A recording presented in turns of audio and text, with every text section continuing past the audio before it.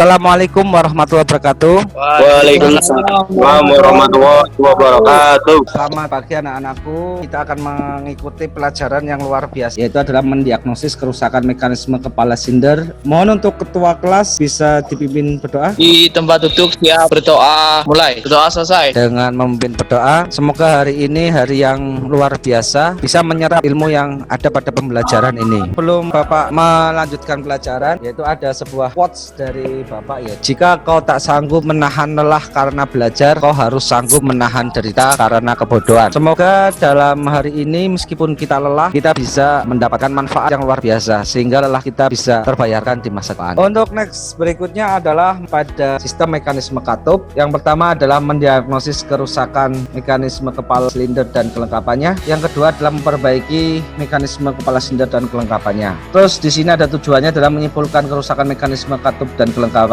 Yang kedua adalah mendiagnosis kerusakan mekanisme katup dan kelengkapannya. Yang berikutnya adalah memperbaiki kerusakan mekanisme katup dan kelengkapannya, melaporkan hasil kerusakan mekanisme katup dan kelengkapannya. Mengingat pertanyaan yang kemarin dari kalian tentang bagaimana cara menyetel katup pada mobil Xenia tahun 2010 dengan mekanisme katup menggunakan VVTi.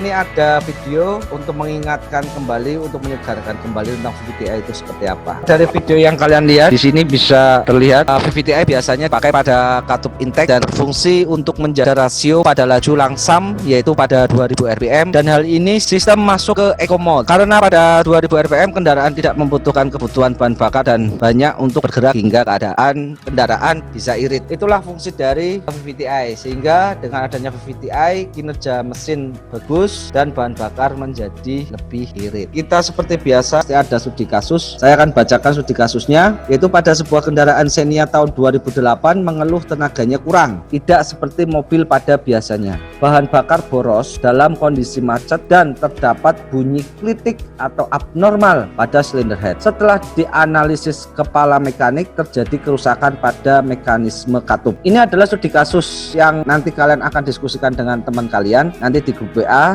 Sebelum kalian memulai dari diskusi, Bapak akan menjelaskan kerangka berpikir untuk menganalisis kerusakan kendaraan, sehingga nanti kalian ketika bekerja di bengkel-bengkel resmi kalian tahu. Kalau ketika kita berada di bengkel resmi, itu mobil datang masuk, dimulai dari penanyaan, yaitu dari resepsionis tanya yang rusak apa. Setelah rusak dicatat dengan didata, maka yang harus dilakukan adalah kita harus mengetahui kendaraan itu seperti apa, kondisinya seperti apa, lakukan survei lapangan dan survei literatur. Kita harus tahu kerusakannya seperti apa dan kita harus disesuaikan dengan buku panduan yang ada. Setelah melakukan survei literatur, maka kita mengadakan pembongkaran mesin. Setelah dilakukan pembongkaran mesin, kita harus menganalisis kerusakannya seperti apa. Setelah mengidentifikasi, maka kalian harus memperbaikinya. Setelah memperbaikinya, maka kalian dirakit kembali. Setelah dirakit kembali, maka mesin harus dinyalakan untuk menguji apakah yang kalian perbaiki sudah bagus. Supaya kalian bisa mendiskusikan dengan teman kalian, untuk Zoom meeting ini Bapak tutup. Nanti Bapak akan buka kembali pada 20 menit berikutnya. Ya, terima kasih anak-anakku. Nanti kita akan memulai dengan presentasi, ya, apa yang tadi kalian sudah dikelompokkan. Dari studi kasus, siapa yang mau mempresentasikan dulu? Saya dulu, Pak, dari grup A. Nama saya Bedi. Menurut kami,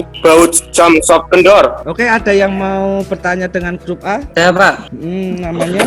Saya dulu, Pak. Nama saya Eko Setiawan. Sebutkan alasan mengapa kepala silinder kendor dan bagaimana cara perbaikannya. Oke, ya, monggo silakan. Karena dengan baut kendor, maka celah katup bisa longgar. Cara memperbaikannya dengan cara mengencangkan momen baut sesuai dengan spesifikasi dari buku manual. Oke, good. Jawabannya bagus sekali. Oke, yang berikutnya ada yang mempresentasikan lagi dari Saya, studi kasus Pak. ini. Ya, monggo silakan. Nama saya Eko Setiawan. SIM atau lifting sudah tipis. Ada yang mau ditanyakan kepada grup B? Monggo silahkan. Nama saya Muhammad Budi Karisma.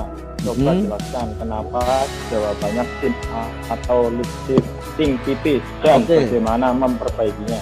Ya, monggo untuk bisa ditanggapi. Karena lifting selalu beringgungan dengan cam, maka akan aus dan minim baut celah semakin rongga. Cara memperbaikinya, yang pertama, kita harus mengukur terlebih dahulu celah katup antara cam dan lifting. Dari hasil itu, lepas camshaft dan ambil lifting. Setelah itu, ketebalan lifting ukur. Yang ketiga, jika lifting terlalu tipis, maka harus diganti dengan yang lebih tebal sesuai ukuran. Oke, good, sangat bagus sekali ya jawabannya. Oke, berikutnya. Saya Pak dari grup C. Nama saya Muhammad Lutfi Karisma. Menurut diskusi kelompok kami, ausnya kamsaf. Ada yang mau bertanya atau menanggapi dari kelompok C? Saya Pak dari kelompok D. Nama saya Ahmad Tanang. Apa alasan dan bagaimana cara memperbaikinya? Ya, monggo silakan Mas, bisa ditanggapi itu. Karena liting lebih tipis, maka akan lebih cepat aus dibanding cam.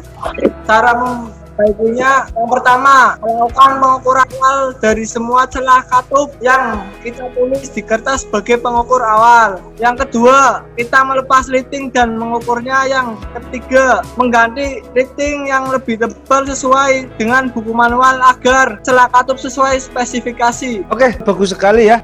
Kelompok A, B, C, D dalam kalian mempresentasikan, Bapak sangat apresiasi sekali. Oke, Bapak akan menyimpulkan dari studi kasus ini, dari jawaban yang kalian berikan semuanya masuk ke mekanisme katup.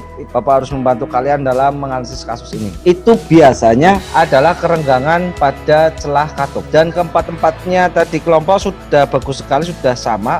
Contoh misalkan yang seharusnya 0,30 pada spesifikasi 0,30, setelah kalian tes itu adalah 0,35, berarti kerenggangannya adalah 0,05. Apa yang harus dilakukan yaitu adalah mengganti lifter yang awalnya tipis harus menjadi lebih tebal. Kita akan pelajari dulu gimana sih cara melakukan top 1 dan top 4 mekanisme katup. Recapnya itu ada tanda, recapnya itu harus sebesar kompetisi daripada cam loop daripada katup, yaitu cam loop yang ada. Tadi kita sudah melihat video yang Bapak kasihkan, itu adalah hampir sama mesin 5K, tapi bedanya adalah kalau misalkan di mesin Xenia atau Avanza yang menggunakan VVDA, dia dalam satu silinder menggunakan 4 katup. Nah, sekarang gimana sih caranya pengukuran celah pada variabel valve timing intelligent, dan gimana cara untuk mengurangi atau merenggangkan celah pada katup variabel valve timing intelligent. Ini ada batas toleransi celah katup VGA yaitu 0,15 mm sampai dengan 0,30 mm. Anggap saja kita sudah mengukur celah kleknya pada intake klep nomor 1. Celah katup yang kita dapat yaitu 0,35 misalnya. 0,35 ini kan sudah melewati batas. Semakin besar angka botolan atau liter valve, maka celah katup semakin kecil. Lerknya, dan kita akan ukur.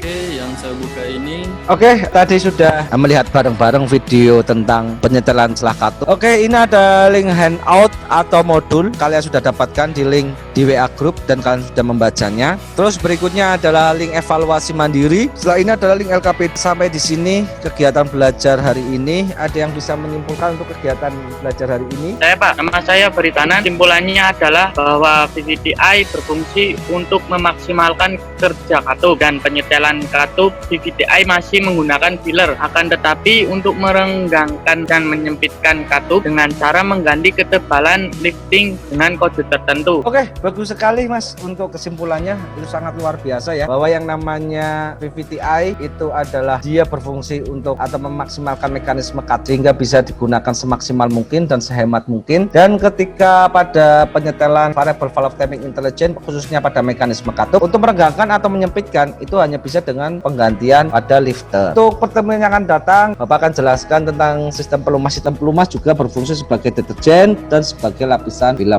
Sebelum Bapak tutup, apakah ada pertanyaan untuk pertemuan berikutnya? Saya Pak. Monggo silahkan. Nama saya Hermansyah. Apa perbedaan sistem pelumas pada mesin bensin dan mesin diesel? Oke, pertanyaan sangat bagus sekali. Apa sih perbedaan antara pelumas mesin bensin dan mesin solar?